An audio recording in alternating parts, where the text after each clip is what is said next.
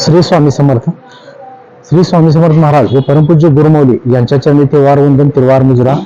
येत्या 26 जानेवारी 2024ला प्रजासत्ताक दिन आपण साजरा करत असतो. त्याचे औचित्य साधून आपण रक्तदान शिबिर अवंती श्री स्वामी समर्थ अवंतीनगर केंद्र सोलापूर येथे आपण मोठ्या प्रमाणात भव्य रक्तदान शिबिर ठेवलेलं आहे.